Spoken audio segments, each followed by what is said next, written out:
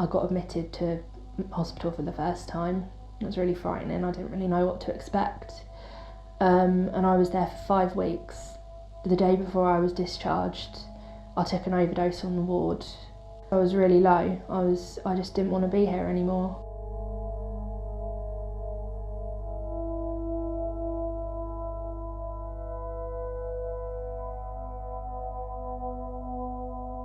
You can wake up in the morning and be absolutely on top of the world, and then an hour later you can be totally desperate, totally low. It's horrible because you can't regulate what you're feeling, and it just swings so rapidly, and it's really hard to kind of almost keep up with your own emotions.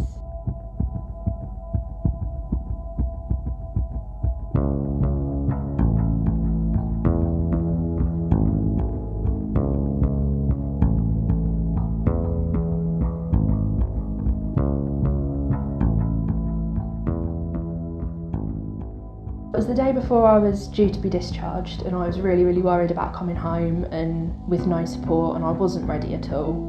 And I was an informal patient at the time, which means that you do have the right to leave the ward, and I'd gone into town, bought a load of tablets, and I thought that was going to be that. I just took them all.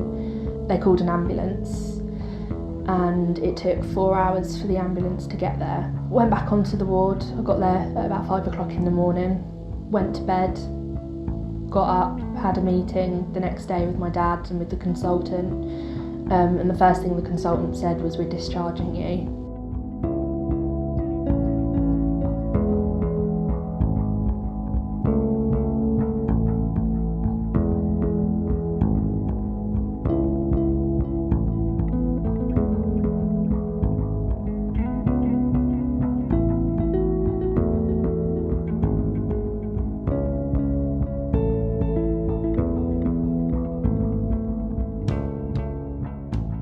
We didn't know what to do. I mean, we got home and the crisis team told my dad that he couldn't sit around with me, that he had to trust me, and I was just an absolute mess. I was in such a state and I really couldn't look after myself. I couldn't be on my own, and my dad sort of took their advice and went out and trusted me, and the minute he'd gone out I went straight to the cupboard and took everything that I could find.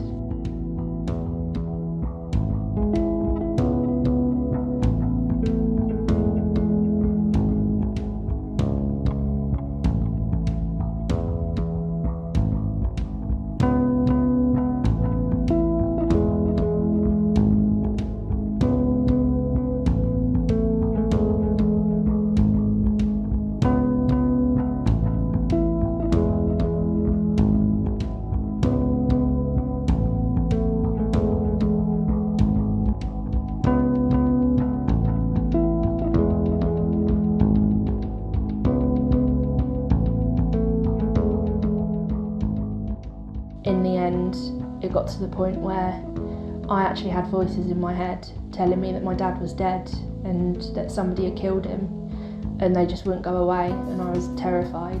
At that point, I needed to be back in hospital and I needed to be receiving treatment because I wasn't well enough to be at home on my own, and my dad, had to take a month off work because there was nobody else that could be there for me to look after me. I'm just basically sitting and waiting for treatment to come up. I think I've totally given up, to be honest, because it never feels like it's going to happen. It doesn't feel like I'm ever going to get any treatment and I'm ever going to actually get better. And it kind of feels like by telling you that you've got to wait 6 months for treatment, it almost sets you up for failure. I think I have been let down by the services, but I also think that if more money was put into the services, there would be less repeat admissions to hospital, and if there was more access to help and support in the community on an outpatient basis, day centres, like places people could go when they're in a crisis, less people would end up in acute crisis needing to go into hospital.